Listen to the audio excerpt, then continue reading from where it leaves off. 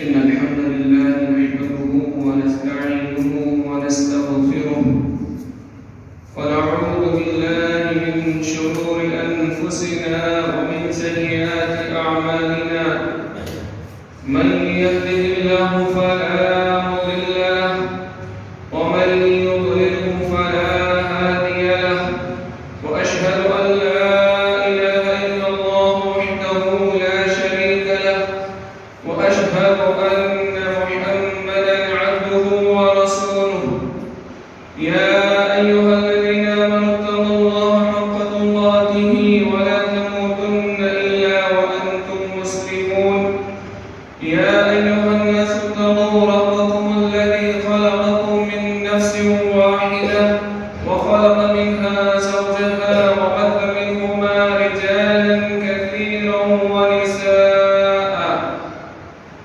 واتقوا الله الذي تساءلون به والأرحام إن الله كان عليكم رقيبا يا أيها الذين آمنوا اتقوا الله وقولوا قولا سديدا يصلح لكم أعمالكم ويغفر لكم ذنوبكم ومن يطع الله ورسوله فقد فاز فوزا عظيما أما بعد ويقول الله تبارك وتعالى في القرآن المجيد أعوذ بالله من الشيطان الرجيم بسم الله الرحمن الرحيم والعصر إن الإنسان لفي خسر إلا الذين آمنوا وعملوا الصالحات وتواصوا بالحق وتواصوا بالصبر وقال تعالى ولقد بعثنا في كل أمة رسولا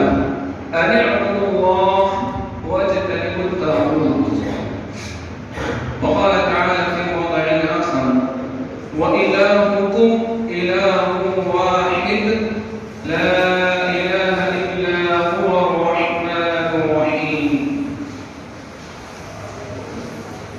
محترم حاضر الجمعة تمام قسم کی تعریف و توصیف صلی اللہ وحدہ لا شریک کے لیے جو یک وطنہ ساری کائنات کا خالق و مالک ہے اور انگیت بے شمار درود و سلام ہو سید المرسلین رحمۃ للعالمین احمد المجتبی محمد المصطفیٰ صلی اللہ علیہ وسلم اللهم صل على محمد وعلى آل محمد كما صليت على إبراهيم وعلى آل إبراهيم إنك حميد مجيد اللهم بارك على محمد وعلى آل محمد كما باركت على إبراهيم وعلى آل إبراهيم إنك حميد مجيد اللہ رب العالمین کی تعریف و تمجید اور درود و سلام کے بعد کوہ صفا پر نبی صلی اللہ علیہ وسلم نے لوگوں کو اکٹھا کیا جب آپ کو یہ حکم دیا گیا کہ آپ لوگوں کو ڈرائیں گے تو اس موقع پر جو ذمہ داری رسول اللہ صلی اللہ علیہ وسلم کو اللہ رب العالمین نے بذریعہ وحی دی تھی اور آپ نے رب کے پیغام کو لوگوں تک پہنچانے کے لیے اس وقت جو طریقہ کار رہا وہ یہ کہ اللہ کے رسول صلی اللہ علیہ وسلم کوہ صفا پر صفا پہاڑی پر آپ چڑھ گئے وہاں لوگوں کو آواز دی لوگوں کو اکٹھا کیا پھر اس موقع پر سب سے پہلے اپنے بارے میں رسول اللہ صلی اللہ علیہ وسلم نے لوگوں کے خیالات دیے کہ اگر میں یہ کہوں کہ اس پہاڑی کے پیچھے ایک لشکر ہے جو تم پر حملہ کرنا چاہتا ہے کیا تم میری اس بات کی تصدیق کرو گے؟ لوگوں نے اس موقع پر کہا ہم نے آپ پر جھوٹ کا تجربہ نہیں کیا اور حقیقت یہی ہے کہ نبوت سے پہلے بھی رسول اللہ صلی اللہ علیہ وسلم لوگوں کے درمیان صادق تھے، امین تھے، سچ بولنے والے تھے، لوگوں کی امانتیں رسول اللہ صلی اللہ علیہ وسلم کے پاس رکھی جاتی تھی۔ آپ امین بھی تھے۔ جب پہلی وحی آئی اس موقع پر آپ واقعہ جانتے ہیں، رسول اللہ صلی اللہ علیہ وسلم گھبرائے ہوئے جب حضرت خدیجہ رضی اللہ عنہ کے پاس آتے ہیں تو اس موقع پر حضرت خدیجہ رضی اللہ عنہ نے آپ صلی اللہ علیہ وسلم کو تسلی دی، دلاسا دیا اور کہا اللہ واللہ لا یخزیک اللہ ابدا، اللہ کی قسم اللہ تمہیں رسوا نہیں کرے گا۔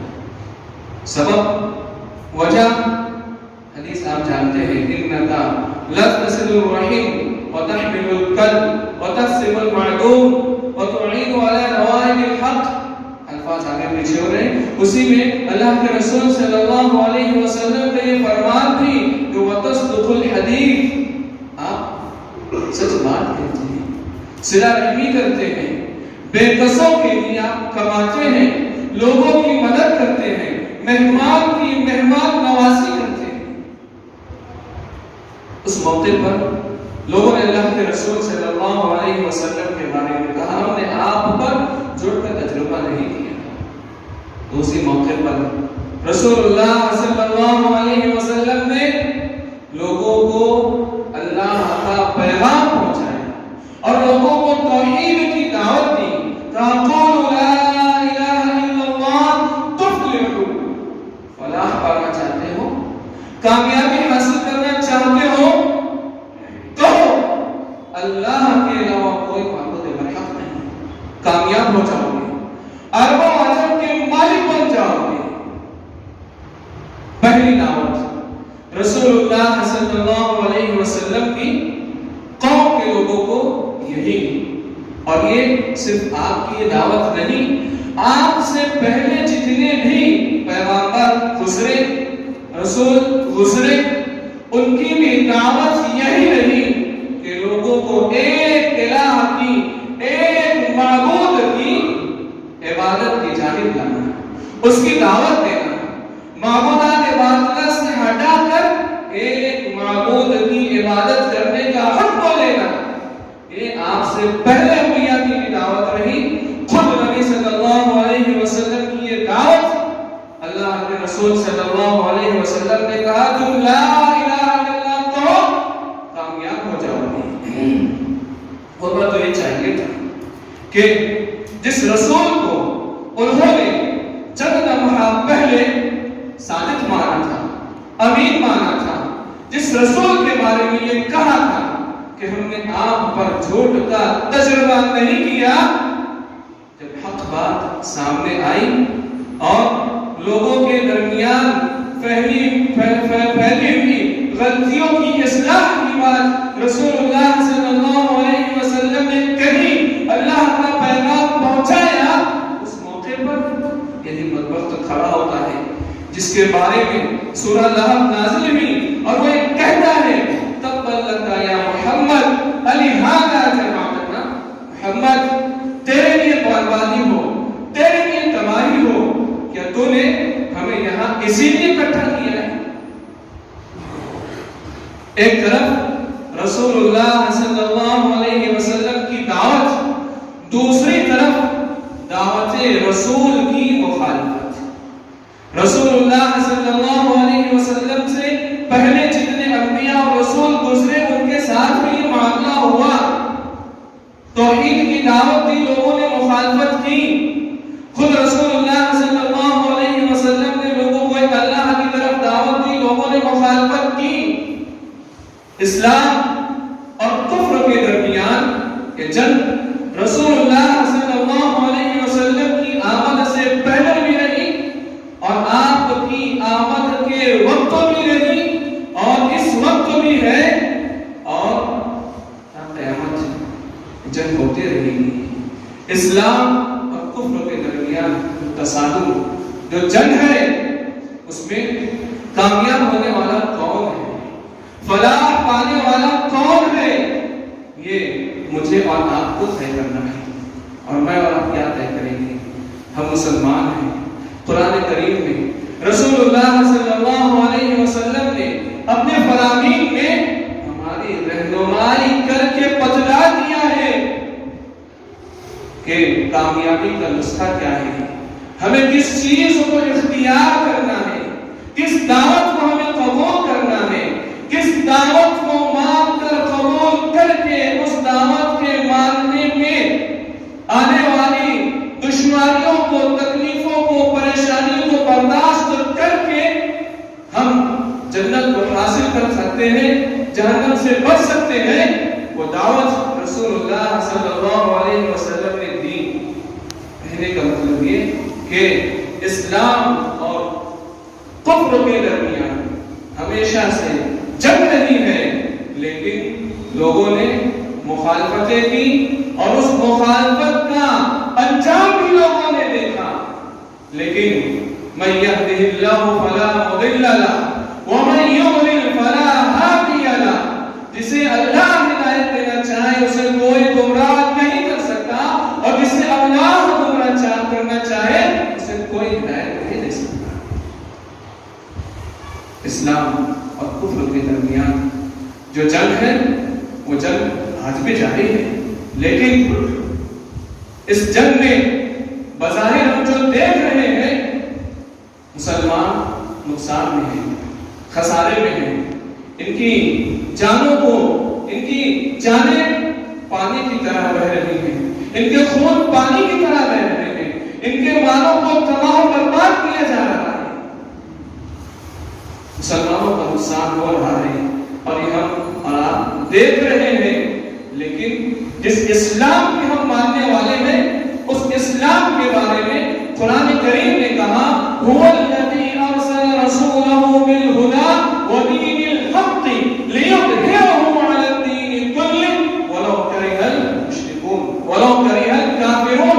رسول کو جو دین، جو ہدایت اللہ رب العالمین نے حق کے ساتھ جو بھیجا ہے، اور جو دین رسول اللہ صلی اللہ علیہ وسلم کو اللہ رب العالمین نے دیا ہے، لیظہرہ علی الدین کلہ، چاہے جتنی مخالفت کرو، اسلام کی جو تعلیمات ہے اس پر پابندی لگانے کے لیے چاہے جتنے اقدامات کر لو، مسلمان کو تباہ کر سکتے ہو، اس کی جان لے سکتے ہو، اس کے مال کو برباد کر سکتے ہو، ان کی عورتوں کی، ان کی ماؤں کی، ان کی بیٹیوں کی عزت دے سکتے ہو، انہیں تکلیف پہنچا سکتے ہو، لیکن قرآن کریم کا یہ فرمان لیظہرہ علی الدین کلہ، دین کو نقصان نہیں پہنچا سکتے، دین کو تکلیف نہیں پہنچا سکتے۔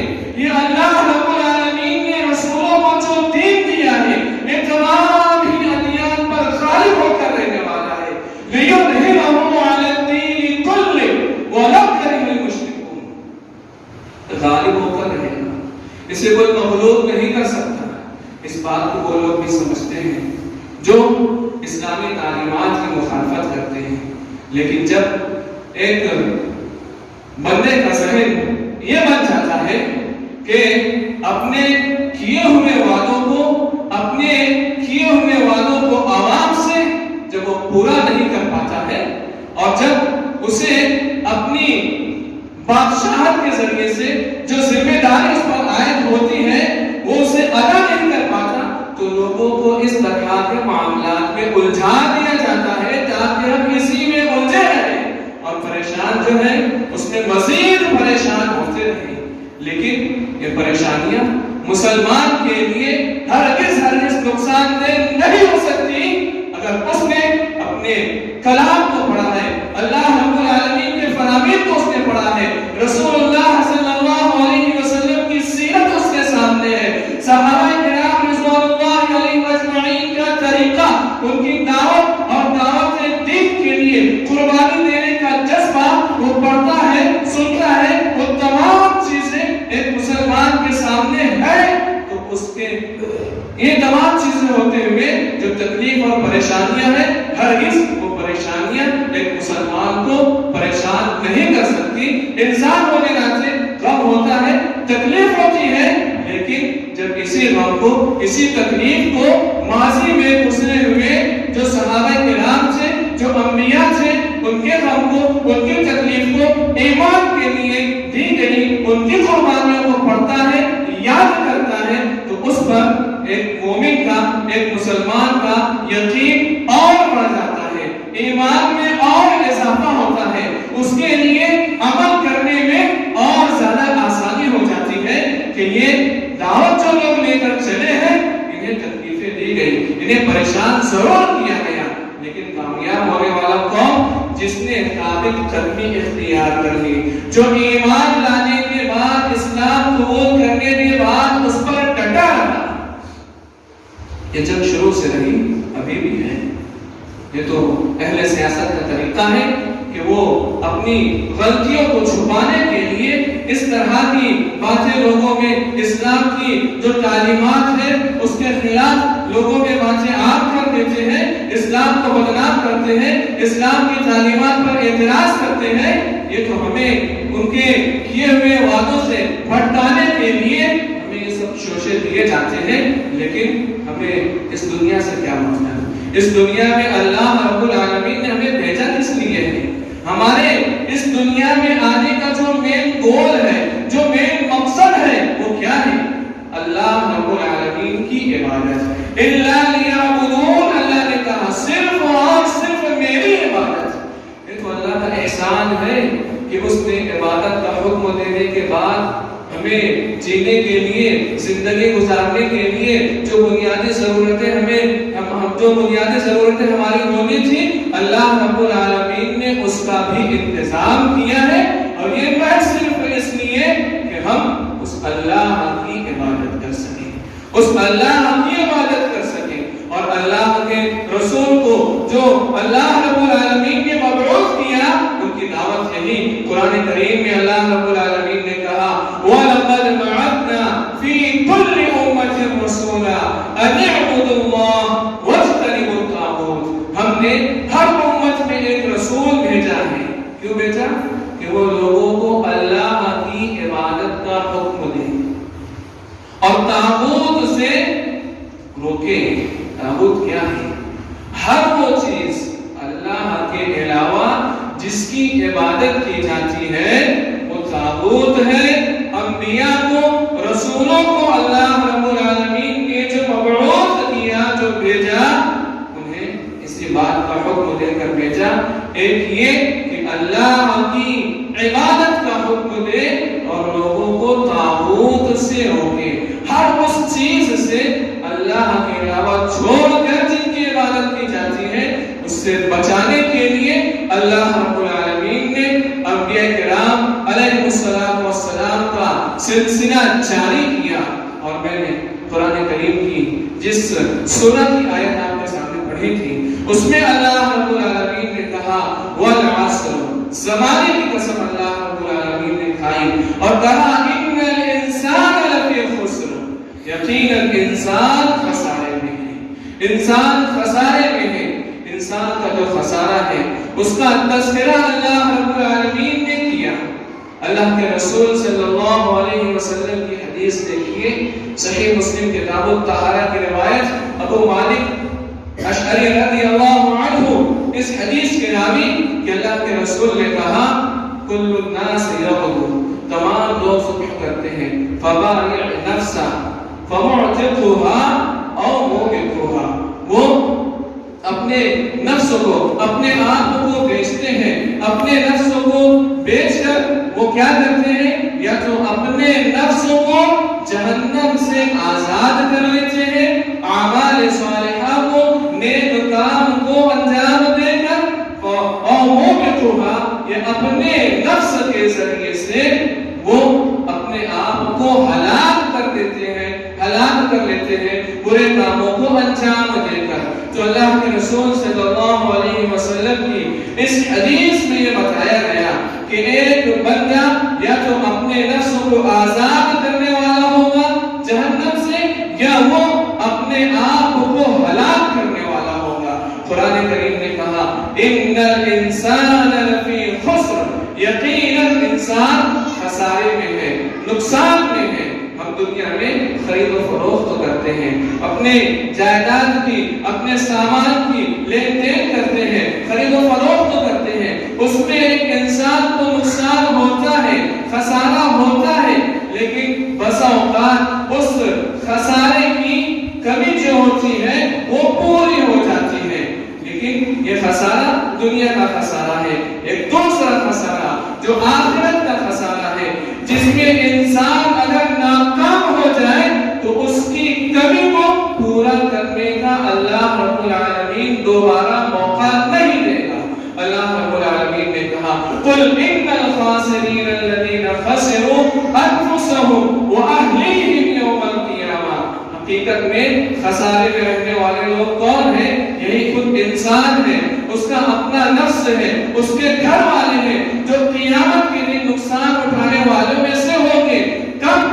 جب وہ اپنے آپ کو ہلاک کرنے والی چیزوں سے بچانے والے نہیں ہوں گے اس دنیا میں۔ الا ذلک هو الخسران المبین۔ قیامت کے دن ایسے لوگ حقیقی نقصان میں، حقیقی خسارے میں رہنے والے یہی لوگ ہوں۔ تو ہمیں اصل جو خسارہ ہے، اصل جو نقصان ہے، اس نقصان کو دیکھنا ہے، اس خسارے سے ہم کیسے محفوظ رہ سکتے ہیں، اس خسارے کے جو اسباب ہیں ہمیں اسے جاننا ہوگا کہ کون سے ایسے اسباب ہیں جو انسان کو حقیقی معنوں میں خسارے کی طرف، آخرت کے نقصان کی طرف، ہمیشہ ہمیشہ کی جہنم کی طرف لے جاتے ہیں۔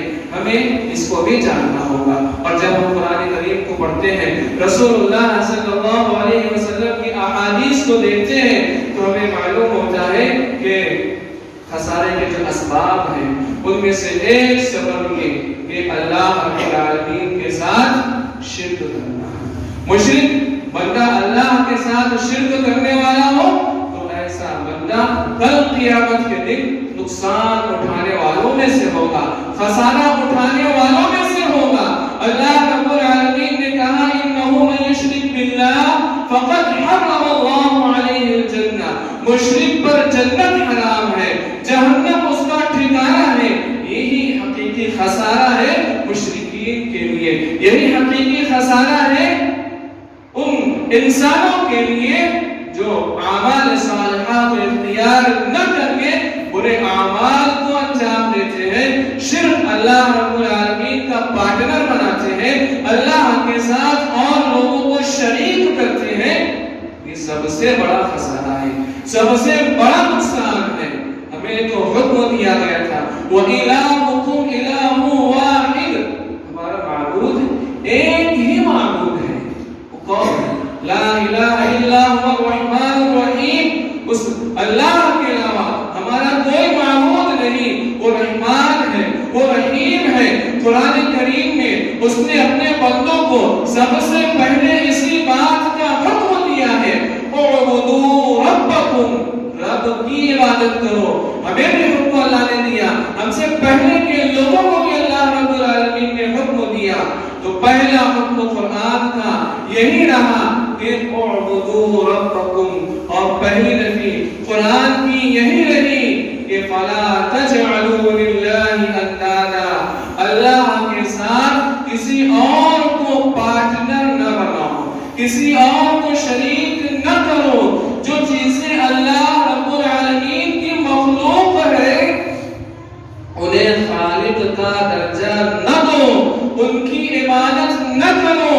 تمہارا معبود ایک معبود ہے جس نے زمین و آسمان کو پیدا کیا، جس نے تمہارے کھانے کا انتظام کیا، جس نے تمہاری زندگی کے لیے لگنے والی چیزوں کا انتظام کیا، وہی اللہ رب العالمین تمہارا معبود ہے۔ صرف اور صرف اسی کی عبادت کرو، اس کے ساتھ کسی اور کو شریک نہ کرو۔ انبیاء کی دعوت میں مثالوں کے ذریعے سے اس بات کو سمجھایا گیا ہے، بتایا گیا ہے، اسے ہمیں بھی سمجھنا ہے، ہمارے بچوں کو بھی سمجھانا ہے، دوسرے لوگوں تک بھی اس پیغام کو، اس میسج کو پہنچانا ہے، کیونکہ وقت کی اصل پکار یہی ہے اعبدوا ربکم، اعبدوا ربکم، تم اپنے رب کی عبادت کرو۔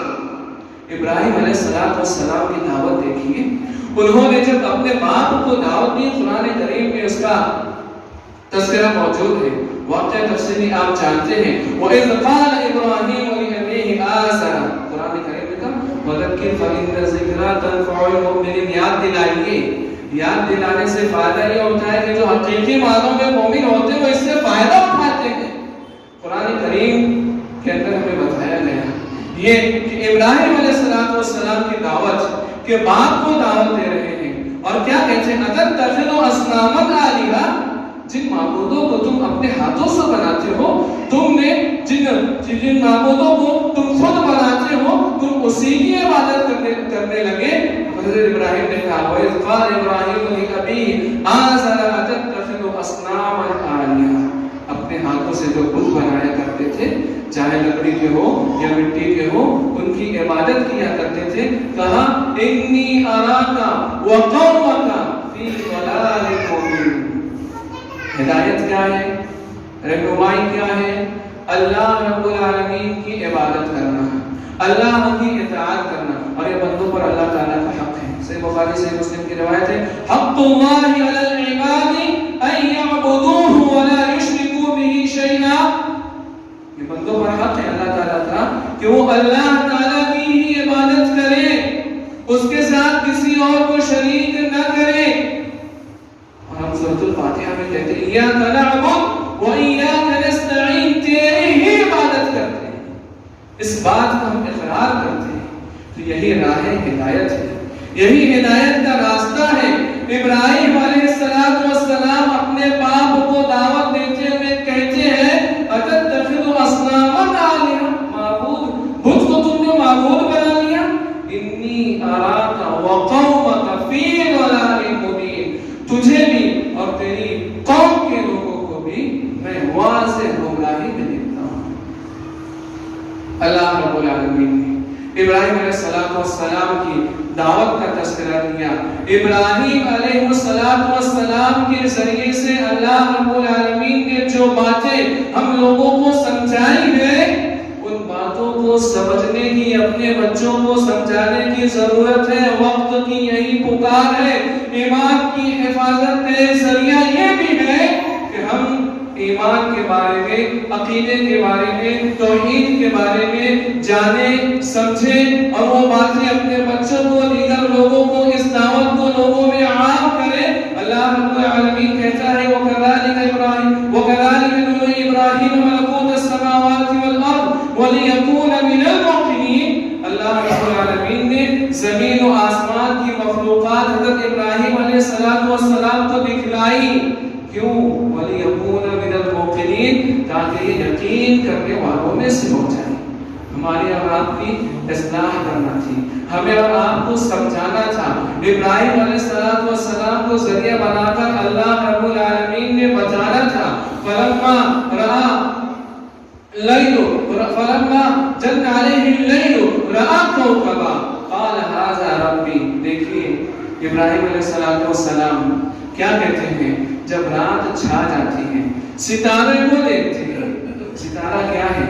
یہ اللہ رب العالمین کی مخلوق ہے, خالق نہیں. اسے اللہ رب العالمین نے پیدا کیا ہے. یہ اللہ کے حکم پر تابع ہے, فرما بردار ہے.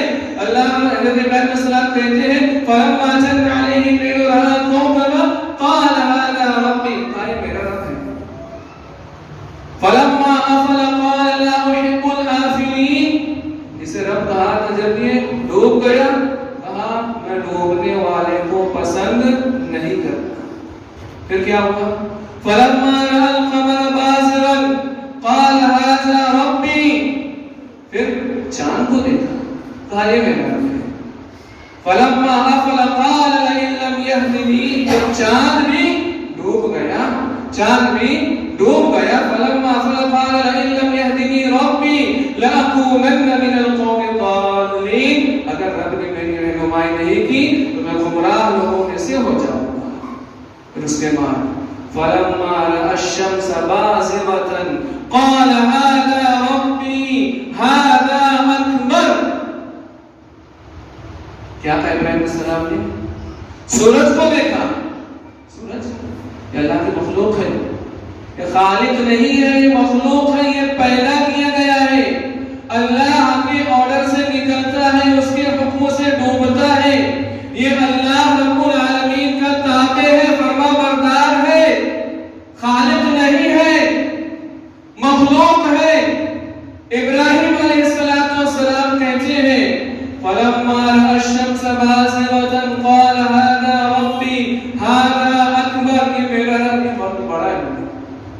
فَلَمَّا أَفَلَتْ، جب یہ بھی ڈوب گیا، قَالَ يَا قَوْمِ إِنِّي بَرِيءٌ مِّمَّا تُشْرِكُونَ، کہا ہے میرے قوم کے لوگوں میں بری ہوں اس چیز سے جسے تم اللہ رب العالمین کا شریک بناتے ہو۔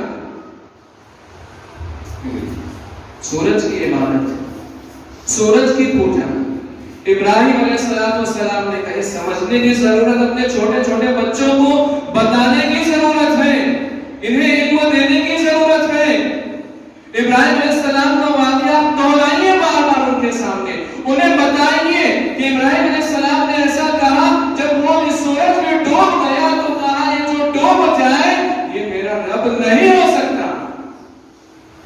آج ہم سے کہا جا رہا ہے اسی کی پوجا کریں، اس کی عبادت کریں، وہ اللہ کا فرما بردار ہے، وہ اللہ کے حکموں کے تابع ہے، ہم اس کی عبادت نہیں کر سکتے، وہ اللہ کی مخلوق ہے، خالق اللہ ہے، اللہ نے ہمیں بھی پیدا کیا ہے، تمام مخلوقات کو پیدا کیا ہے، اس اللہ کی ہم نے عبادت کرنا ہے، یہ ہمارے ایمان کا بنیادی حصہ ہے۔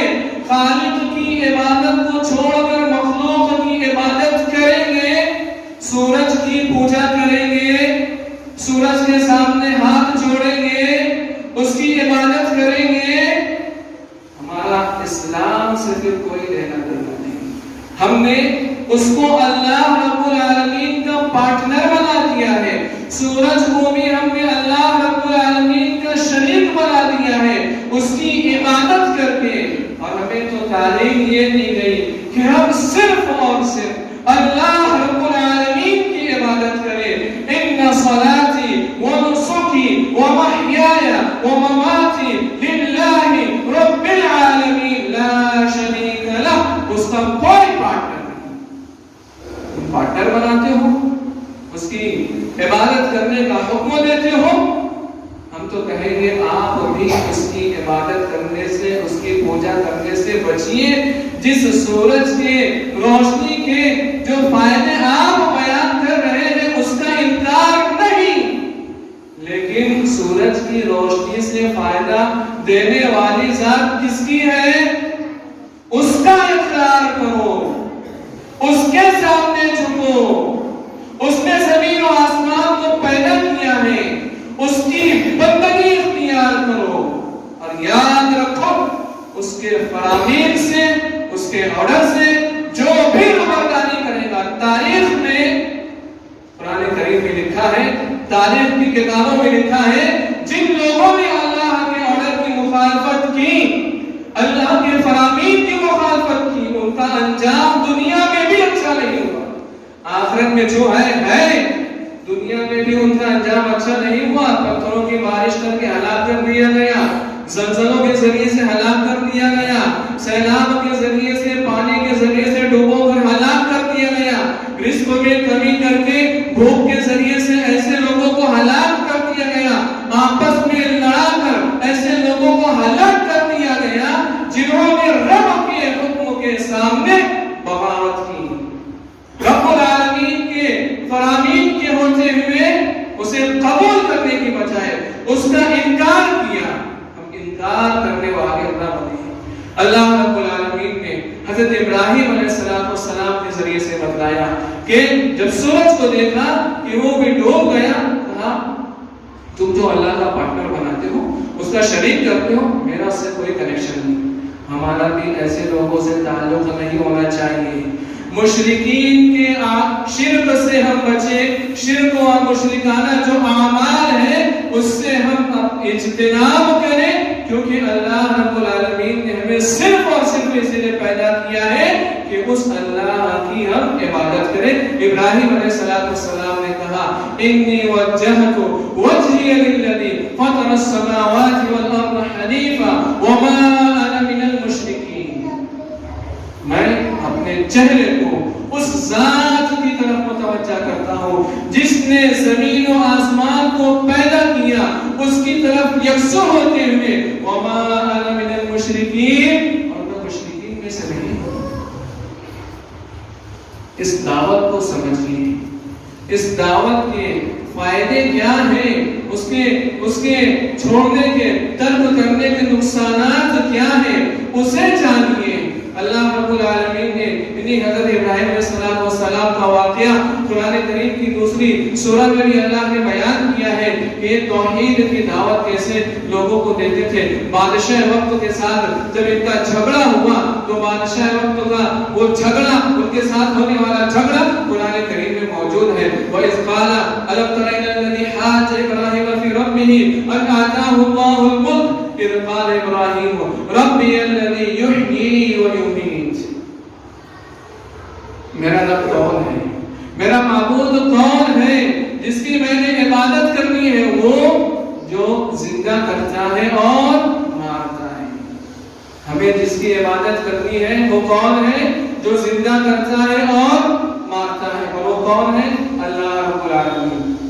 قرآن کریم کی سورۃ البقرہ میں کہا ہے آیت الکرسی میں اللہ لا الہ الا هو الحی القیوم، اللہ کے علاوہ کوئی معبود برحق نہیں، وہ حی ہے، زندہ رہنے والا ہے، وہ قیوم ہے، زمین و آسمان کے نظام کو اس نے قائم رکھا ہوا ہے۔ لا تأخذه سنة ولا نوم، اسے نہ اونگ آتی ہے نہ نیند آتی ہے۔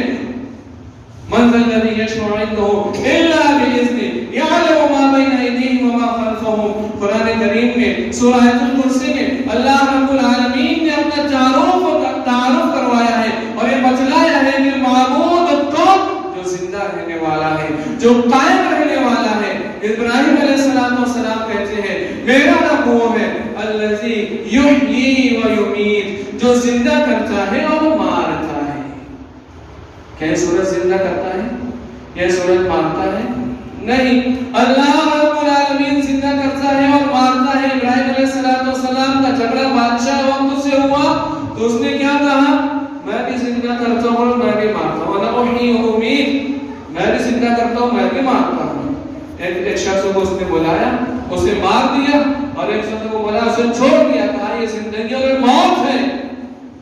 دیکھیے ابراہیم علیہ السلام کا پلٹوار ہے۔ ان کی اللہ رب العالمین نے جو تعلیمات دی تھی انبیاء کو، اس میں بزدلی نہیں ہے، اس میں بہادری ہے، اس میں شکست نہیں ہے، اس میں فتح ہے، اس میں غلبہ ہے، اس میں طاقت ہے۔ ابراہیم علیہ السلام نے کہا کہ اس نے کہا ابراہیم علیہ السلام نے کہا فَإِنَّ اللَّهَ يَأْتِي بِالشَّمْسِ مِنَ الْمَشْرِقِ فَأْتِ بِهَا مِنَ الْمَغْرِبِ۔ اسے سمجھیے بچوں کو وہ چاہیے۔ ابراہیم علیہ السلام نے اس بادشاہ سے کہا میرا رب وہ ہے جو سورج کو مشرق سے نکالتا ہے مغرب میں ڈبوتا ہے۔ اگر تو کہتا ہے کہ میں رب ہوں تو سورج کو مغرب سے نکالو مشرق میں ڈبو کے بتا۔ فَبُهِتَ الَّذِي كَفَرَ، کچھ جواب نہیں رہا، کچھ جواب نہیں رہا۔ جو اہل کفر ہے وہ جب ہار جاتے ہیں، جب جواب نہیں بن پڑتا تو پھر کہتے کیا ہے؟ حَرِّقُوهُ وَانْصُرُوا آلِهَتَكُمْ، جلا دیں گے، ختم کر دو، اپنے معبود کی مدد کرو۔ اور یہ کوئی نیا نہیں ہے۔ قرآن کریم میں اللہ رب العالمین نے رسولوں کی دعوت کا جب تذکرہ کیا تو بتایا کہ وَقَالَ الَّذِينَ كَفَرُوا لِرُسُلِهِمْ لَنُخْرِجَنَّكُمْ مِنْ أَرْضِنَا أَوْ لَتَعُودُنَّ فِي مِلَّتِنَا۔ یہ دھمکیاں رسولوں کو، رسولوں کے جو متبعین ہوا کرتے تھے انہیں پہلے بھی دی گئی، گھر واپسی کی دھمکیاں، ملک سے بدل کر دینے کی دھمکیاں اہل کفر نے دی ہے۔ وقال الذين كفروا لرسلهم، اللہ رب العالمین نے اسی کا تذکرہ کیا لنخرجنكم من ارضنا او لتعودن في ملتنا، ہم ہماری زمین سے نکال لیں گے، اس ملکوں میں رہنے کے لیے دھمکی دی جاتی ہے، رسولوں کو بھی دی گئی۔ کیا کہا؟ او لتعودن في ملتنا، یا واپس ہماری ملت میں ہمارے طریقے میں لوٹ آؤ. فَأَوْحَىٰ إِلَيْهِمْ رَبُّهُمْ لَنُهْلِكَنَّ الظَّالِمِينَ. رسولوں کی جانب اللہ رب العالمین نے ان کے رب نے وحی کی. قرآن کریم میں موجود ہے. ہمیں بتلایا گیا, کیا کہا گیا؟ لَنُهْلِكَنَّ الظَّالِمِينَ. ہم ظالمین کو ہلاک کریں گے. وَلَنُسْكِنَنَّهُمُ الْأَرْضَ مِن بَعْدِهِمْ. ان کے بعد تمہیں ہم سکون خلافت عطا کریں گے, تمہیں ہم حکومت دیں گے. لیکن کس کے لیے؟ ذَلِكَ لِمَنْ خَافَ مَقَامِي وَخَافَ وَعِيدِ. جو اللہ رب العالمین کی وعید سے ڈرنے والا ہوگا اسے زمین کی حکومت ملے گی, اسے زمین کی خلافت ملے گی, اسے اس زمین میں سکون حاصل ہوگا. بظاہر اس کی جان کیوں نہ لی گئی ہو, اس کے مال کو کیوں چھین نہ لگا ہو, لیکن حقیقی معنوں میں سکون کن لوگوں کے لیے؟ جو اللہ رب العالمین کی وعید سے ڈرتا ہے. اللہ نے ڈرایا ہے شرک کرنے سے, ہمیں اس سے ڈرنا چاہیے, کیونکہ اس کی وجہ سے اللہ نے بتایا کہ بندے کے اوپر جنت حرام ہو جاتی ہے, جہنم اس کا ٹھکانہ ہوتا ہے. اور اسی طریقے سے ہلاک کر دینے والے جو اسباب ہیں شرک کے ساتھ ساتھ رسول اللہ صلی اللہ علیہ وسلم کی نافرمانی بھی ہے, اس سے بھی ہمیں بچنا چاہیے. بدعات بھی ہے جس کا ارتکاب کیا جاتا ہے, جس کے بارے میں ہم سنتے ہیں وَكُلَّ مُحْدَثَةٍ بِدْعَةٍ وَكُلَّ بِدْعَةٍ ضَلَالَةٍ. دین میں ہر نئی چیز بدعت ہے, اور بدعت گمراہی کی طرف لے جاتی ہے, جہنم کی طرف لے جاتی ہے. تو ہمیں اس سے بچنا چاہیے. قرآن کریم میں اللہ رب العالمین نے کہا قُلْ هَلْ نُنَبِّئُكُم بِالْأَخْسَرِينَ أَعْمَالًا, کہ کیا ہم تمہیں ان لوگوں کے بارے میں خبر نہ دیں جو اعمال کے اعتبار سے نقصان اٹھانے والے ہیں. الذین ضل سعیہم فی الحیات الدنیا. دنیا کی زندگی میں ان کی جد و جہد نے, ان کی کوششوں نے انہیں گمراہ کر دیا. وہم یحسبون انہم یحسنون صنعا. باوجود اس کے کہ جو کام انجام دیا کرتے تھے اسے وہ اچھا سمجھتے تھے. کتاب و سنت کی دلیل نہیں تھی, اپنی طرف سے اعمال کو انجام دینا, اختیار کرنا, ان کاموں کو کرنا. اللہ رب العالمین کہتا ہے کہ وہ اسے اپنی جانب سے کی گئے کاموں کو اچھا سمجھتے تھے. وَهُمْ يَحْسَبُونَ أَنَّهُمْ يُحْسِنُونَ صُنْعًا أُولَئِكَ الَّذِينَ كَفَرُوا بِآيَاتِ رَبِّهِمْ وَلِقَائِهِ فَحَبِطَتْ أَعْمَالُهُمْ فَلَا نُقِيمُ لَهُمْ يَوْمَ الْقِيَامَةِ وَزْنًا. قیامت کے دن ایسے لوگوں کے اعمال کا وزن نہیں ہوگا, ایسے لوگوں کے اعمال کو برباد کر دیا جائے گا. تو ہلاکت کے اسباب میں سے جہاں شرک ہے, رسول اللہ صلی اللہ علیہ وسلم کی مخالفت ہے, وہیں بدعات بھی ہے. انہیں بدعات سے بھی اجتناب کرنا چاہیے. اور اس بات کو بھی ہم نوٹ کریں کہ بندوں کے حقوق کو غصب کرنا, انہیں چھیننا, چاہے مار کر ہم چھین لیں, چاہے ان کی جان لے کر ہم چھین لیں, چاہے حرام طریقے سے ان کے مال کو لے کر ان کے حقوق کو چھین لیں, چاہے ان پر الزام لگا کر ان کے حقوق کو ہم چھینیں, ایک انسان کے لیے حقیقت میں نقصان اٹھانے والا ایک قدم ہے.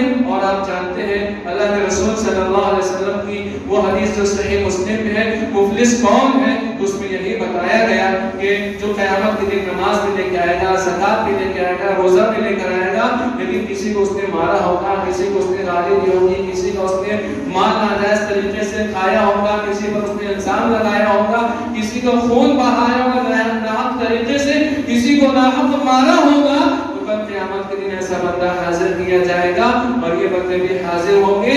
اللہ رب العالمین اس کی جو نیکیاں ہوگی اس بندے کو جس پر اس نے ظلم کیا ہے اسے دے دی جائے گی, اور اس کے گناہ, ان کے جو گناہ ہوں گے اس کے سر ڈال دیے جائیں گے جس نے ظلم کیا ہوگا, اور ایسے بندے کو جہنم میں ڈال دیا جائے گا.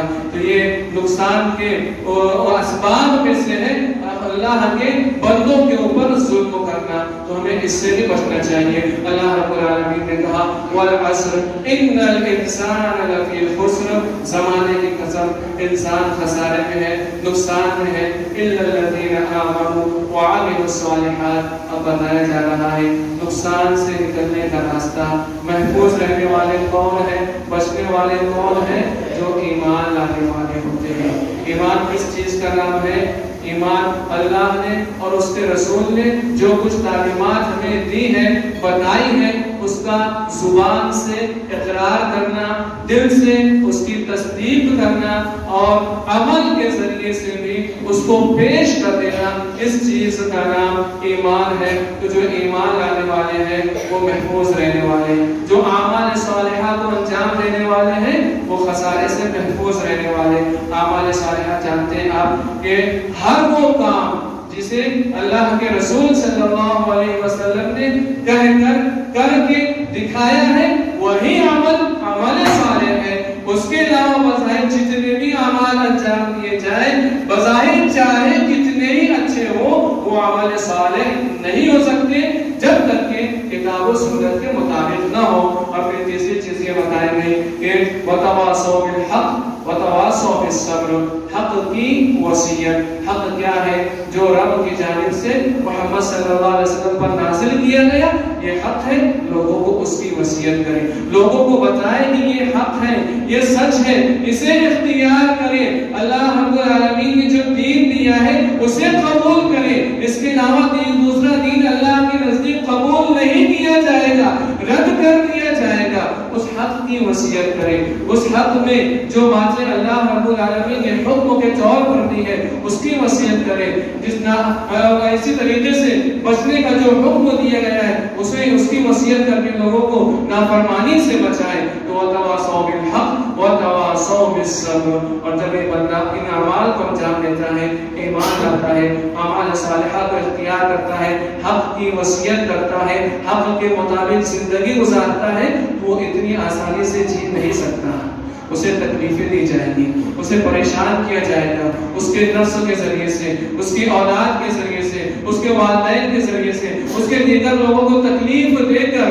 تو ایسے موقع پر اہل حق کو یہ بتایا گیا کہ ان لوگوں کو یہ بتایا جا رہا ہے کہ نقصان سے نکلنا چاہتے ہو تو تمہیں یہ کام کرنا ہوگا کہ صبر کی بھی وصیت کریں۔ حضرت لقمان نے اپنے بیٹے سے کہا یا بنی اقم الصلاۃ وامر بالمعروف وانہ عن المنکر واصبر علی ما اصابک، کہ اے بیٹے تم نماز کو قائم کر، بھلائی کا حکم دے، برائی سے رو، واصبر علی ما اصابک، اور اس راہ میں تجھے جو تکلیف پہنچتی ہے اس میں صبر کر، ان ذالک من عزم الامور، یہی سب سے بڑے کاموں میں سے ہے۔ تو اس وقت کی بخار جو ہے وہ یہ کہ ہم اپنے ایمان کو مضبوط کریں، اعمال صالحہ کو انجام دیں، اپنا رشتہ اللہ رب العالمین سے جو اللہ ہی کی عبادت کریں، اس کے ساتھ کسی کو شریک نہ کریں، اس کے رسول کی فرمانبرداری کریں، اور اسی طریقے سے نئے نئے طریقے ایجاد کرنے سے، اس پر عمل کرنے سے، اس کی طرف لوگوں کو دعوت دینے سے خود بھی بچیں اور لوگوں کو بھی بچائیں،